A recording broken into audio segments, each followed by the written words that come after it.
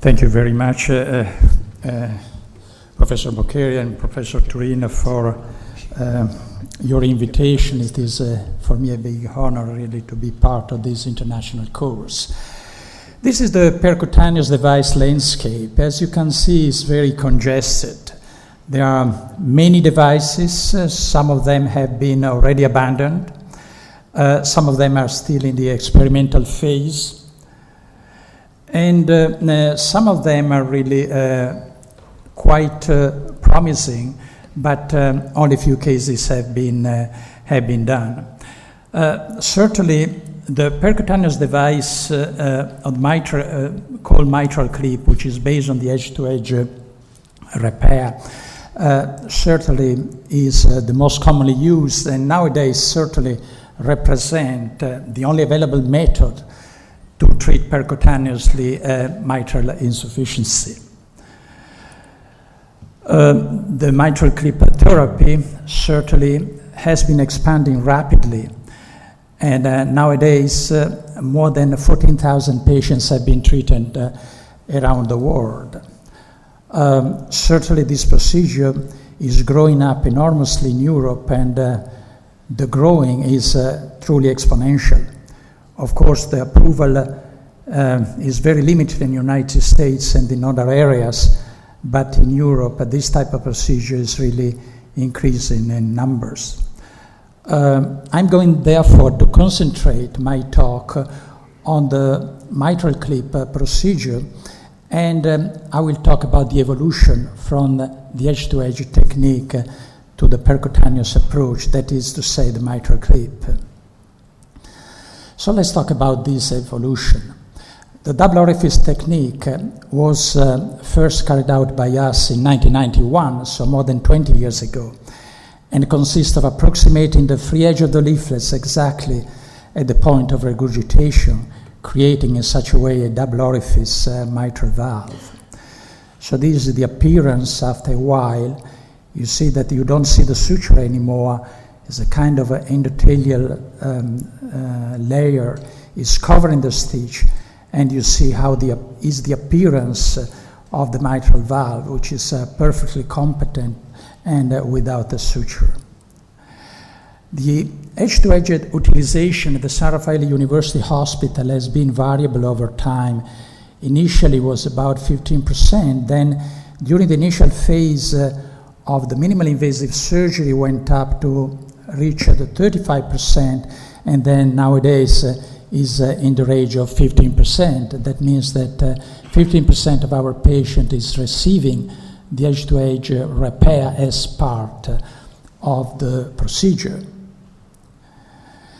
Surgical results have been repeatedly published. We have been careful to report all the time during the years, over the years, the results of this procedure.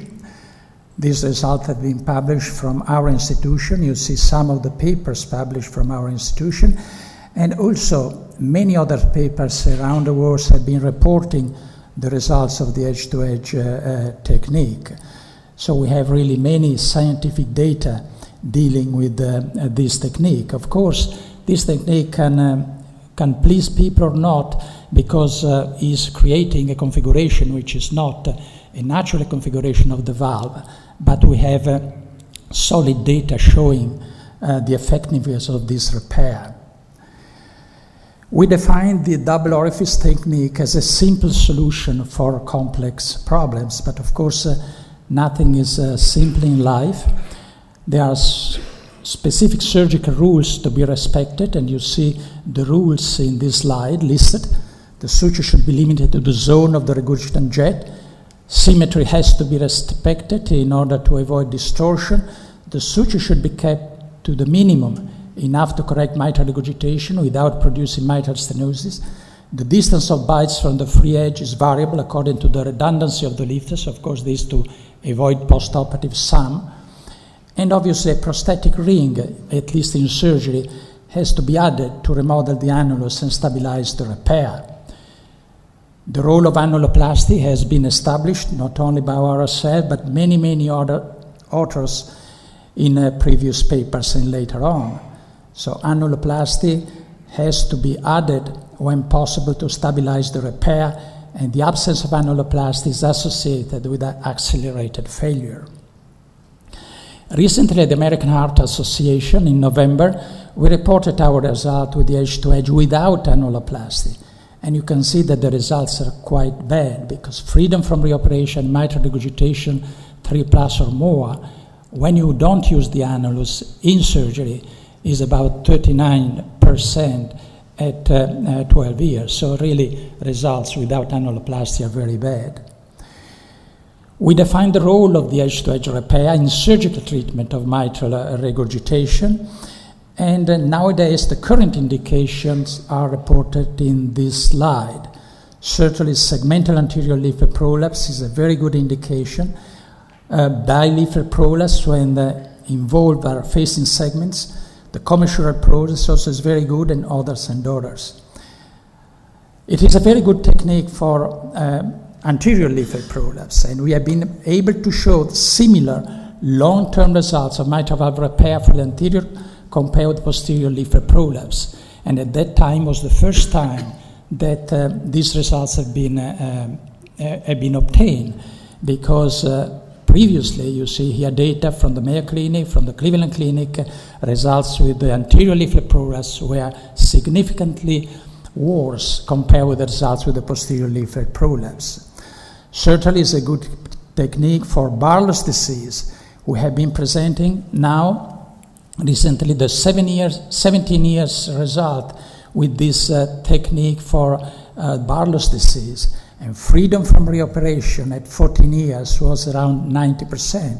So certainly comparable or even favorable compared with the other conventional techniques. The usefulness of edge-to-edge repair has been demonstrated also in patients with dilated cardiomyopathy. You see here freedom from recurrence of severe mitral regurgitation was much higher when the edge-to-edge was added to annuloplasty. The techniques has been used very conveniently for some to correct some. Here you see a some phenomenon very clearly here. After the edge-to-edge technique, you can see here the left ventricular outflow tract, which is totally free.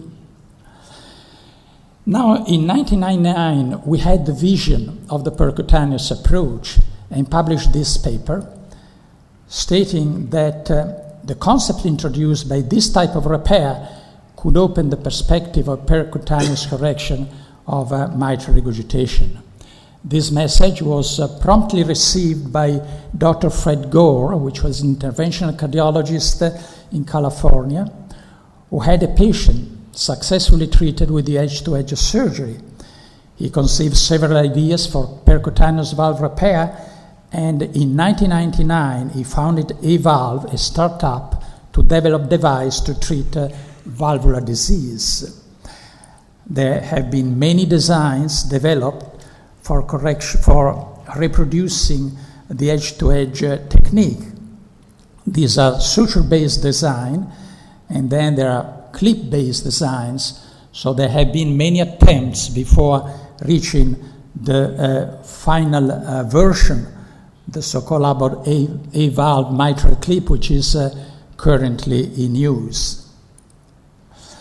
There is a growing body of clinical evidences supporting the clinical use of the mitral clip. We have first the randomized clinical trial, the Everest-2. Then we have a number of registries, the Access in Europe, the Realism in the United States, the Everest-2 high-risk cohort, again United States, and in Germany, the TRAMI GRASP, and also the European registry, which has been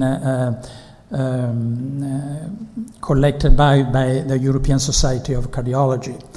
All these registries, together with many papers addressing a specific subset of patients, and all these led to the consideration of the mitral clip procedure in the guidelines for patients who are high risk or inoperable and are eligible for this procedure. Let me tell you just a few words on the Everest trial. The Everest trial has been very much criticized, but at least it gave few important information. Now we have the 4 years result, clinical result. Now the 5 years results are also available, and these results are really showing that the clip procedure is probably better than surgery, even in patients with a reasonable risk, like in the Everest study, for old people and also for patients with functional mitral regurgitation. Another information that we can get from the Everest study is that results seems to be sustained over time in terms of reduction of mitral regurgitation. What have we learned from registries, for the many registries? We have learned many things. First, demographics. We have to see that, and this is the lesson that we learned in the clinical practice, the patients which have been treated with the Everest study are not treated anymore. Now patients who are treated with mitral clip procedures are patients mainly with functional mitral regurgitation and patients at high risk for conventional surgery. What have you learned again? That this is a safe procedure. In all the registries, Access, TRAMI, Everest, European Society Registry, and so on, the events here and the percentage of these events is adverse events is very low. You see, death rate is between 2-3%, which is very low if we consider the high risk profile of this patient. You see the stroke rate, which is also very low, and also the other complication is very low. So it's certainly a safe procedure. What about the procedure outcome? The implant rate is extremely high, close to 100%, and of course we can use also more than one clip if necessary. What about the effect on mitral regurgitation? Is an effect which is certainly acceptable considering the typology, the type of patients who are treated. So about 80% of the patients have mitral regurgitation 2+ or less at 1 year after the procedure. And these results seems to be sustained over time. We have, I told you before, the 5 years now studies of the Everest study showing that this result seems to be sustained over time. Of course, the effectiveness of the procedure is not comparable with surgery. About 1/3 of the patient is getting a reduction of 1+ or less. So 1/3 of the patient, the procedure is not effective, I must say. About half of the patient had a reduction of 2 degrees of mitral regurgitation, and only 13% of the patient had a reduction of 3+. So certainly these results tell us that is not as effective as a surgery. What about the clinical benefit? This has been demonstrated because the New York Heart Functional Class is decreasing. You see that at 1 year, this is the Access Europe registry, 72% of the patients are in class 1 or 2. Remember that these patients were high risk and had a very high preoperative New York Heart Association class. Hospitalization for congestive heart failure. This is also a very positive result, so it's effective in the hospitalization rate. And if you want also to quantify with some score, with some objective data, the results, this is possible, has been done. So you see the Minnesota Life, you see here the walking test, the 6 minutes walking test, a remarkable improvement after the clip procedure. This is the effect in very bad patients on the reverse remodeling. You see end diastolic volume, end systolic volume, ejection fraction, all positive effect on that. What about the survival? On survival, we don't have so many important data and convincing data. This is our own experience here, presented at TCT a couple of years ago. You see the expected, according to this score, 1 year mortality, and the observed actuarial 1-year mortality, suggesting that this type of procedure can also have an effect on survival. So the mitral clip, which is really the evolution of the edge-to-edge surgical technique, and I would say the biggest merit historically of the edge-to-edge technique is probably to have promoted the percutaneous approach of mitral valve insufficiency. I can say that the mitral clip, in conclusion, the patient treated with this are elderly nowadays, have predominantly functional mitral regurgitation. The implant rate throw risk is very high.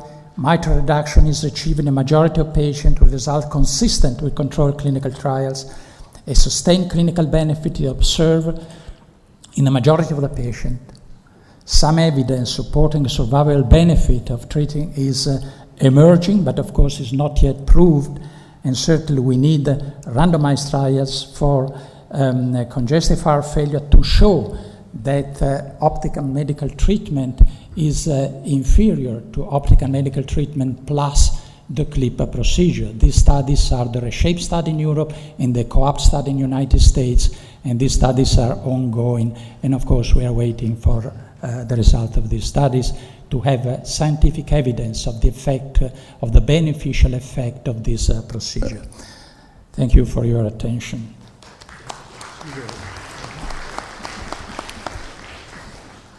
Please. That was a great presentation and overview, Professor Alfieri. I got a couple of questions. The one question I have for you is, your data with the open procedures showed that you need the ring to get better durability. Yet with the clips, the durability seems to be pretty good just with the clips. Do you think that's because people are putting 2 clips in and it's a wider area? Is it because they're elderly patients and so they're not getting reoperations? Because as you know, most papers that are written about reoperations and failures, it's actually the reoperation, not echo-based data. Yeah, this is an excellent question. I have to say that in our surgical experience, results start to deteriorate if you don't put the ring some years after not immediately, some years after the procedure. I have to say that looking at the profile of the clinical profile of these patients, probably in these sick patients, is not so important to have such a very good long-term results. And maybe this is the reason why in the short period of time of follow-up, the clip procedure is in this regard satisfactory. I met Ted Feldman a few days ago. He told me that in the 5 years results of the Everest study, you can see that the septolateral distance is not increasing at all, is maintained over time.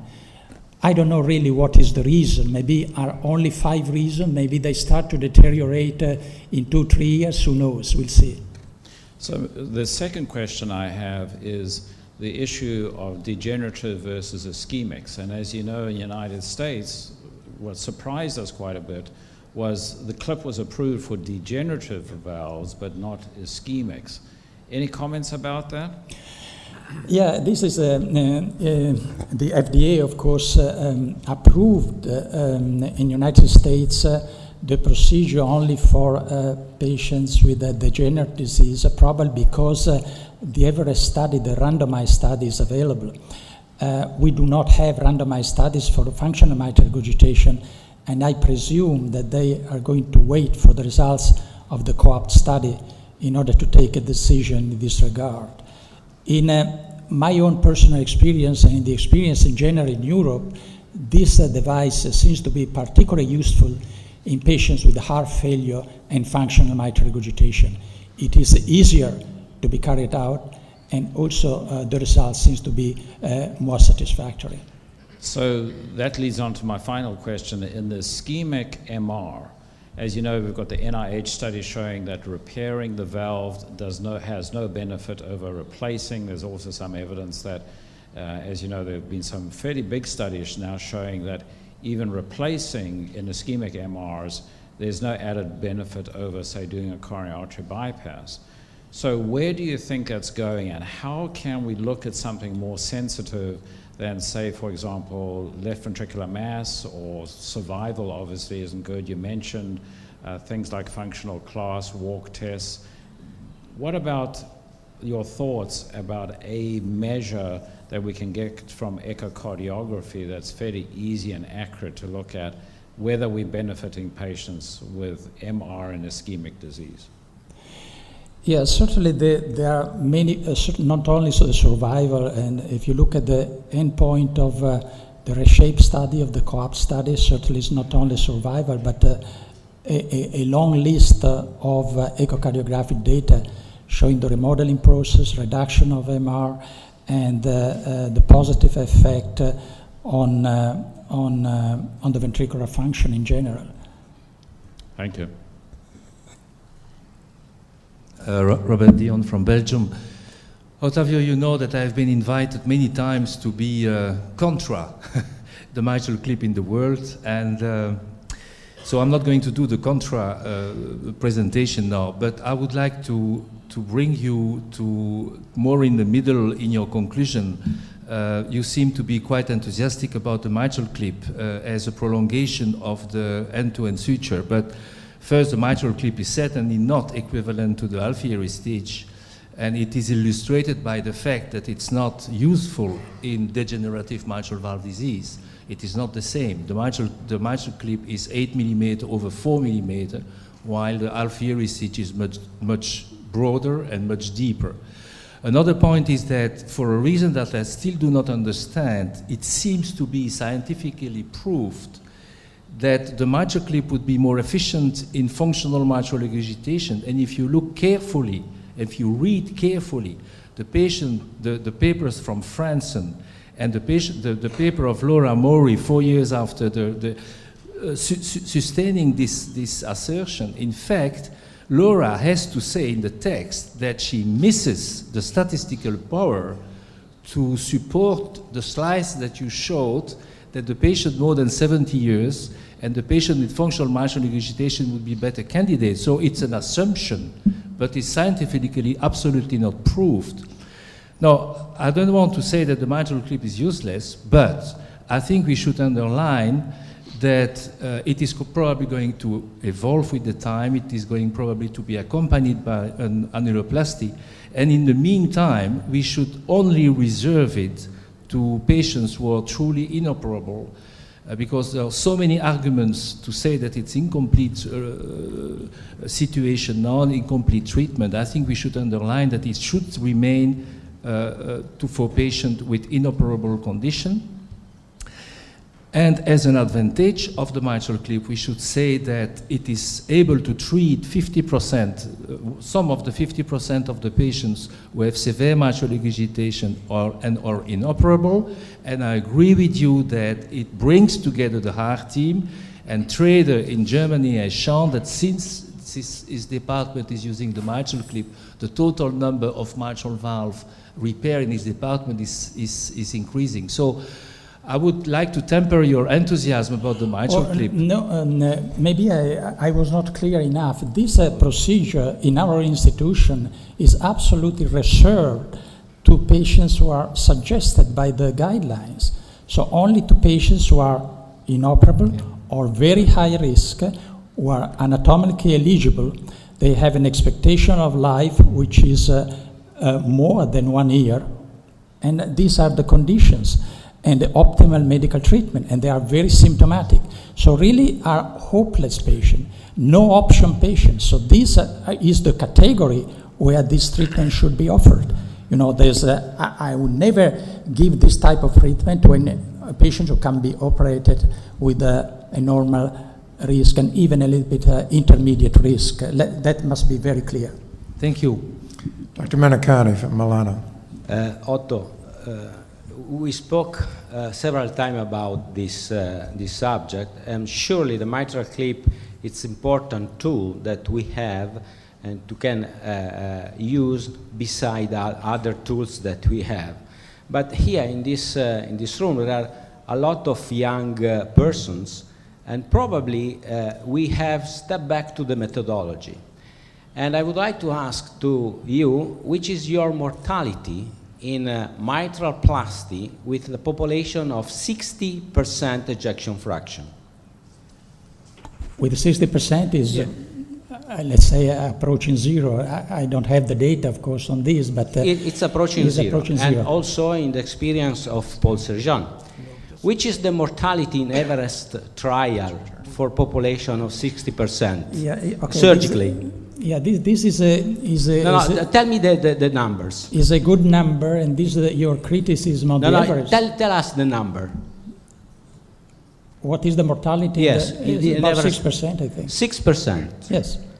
So if you compare surgery that you have 6% for the population in which you have 0%, this methodologically, it's really a very, very, very big issue. The second issue is the high-risk Everest patients. And if you look at the statistic of that, it's absolutely horrible. And there is a very nice editorial beside that nobody read that, because the comparator is completely different. So you compare peer and pitch. And so methodologically, it's really very, very strong. And this should be known. After that, we are using mitral clip in our hospital, of course. But methodologically, we must know that this trial is completely misunderstanding. And if I present this type, me, Lorenzo Menicanti, I present this type of the data, my paper will be not absolutely upset to be published. I presented only 3 slides on the Everest study because I agree 100% on your criticism of the Everest study. So the Everest study has a lot of limitation, but at least is something giving us few informations, important information, because it's a randomized study. It's the first time that we have a core lab also for the surgical patients, so we can see and evaluate precisely what happens in surgery as well. So there are many criticisms for the Everest study, but at least we have some data.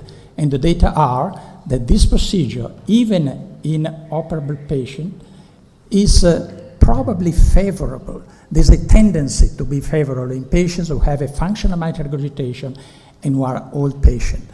And then the other information the Everest study is giving is the long-term durability of the procedure. These are objective data. But I agree that methodologically is a very weak study. But at least we have information from this. Bakuleva Center resident. Louder.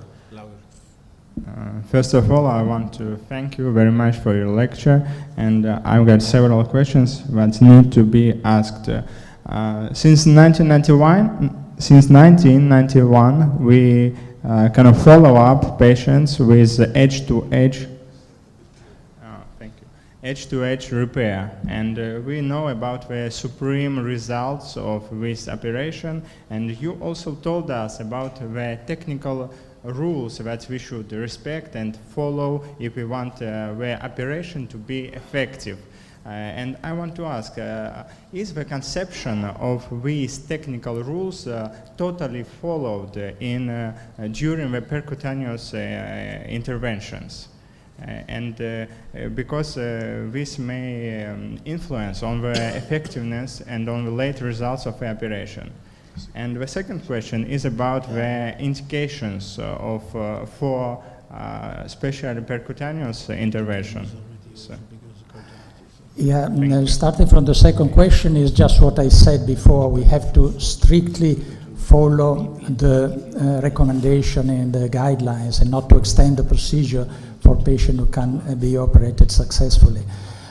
The differences between the surgical and percutaneous, I must say that with the percutaneous repair, certainly the symmetry of the valve is respected because, it's a beating heart. So it is easier compared to the arrested heart to be exact, to put the clip in the right position, exactly where you have the regurgitation. you don't put the ring, so this is not respecting the surgical rules. And maybe, as was pointed out before by Robert Dion, there's less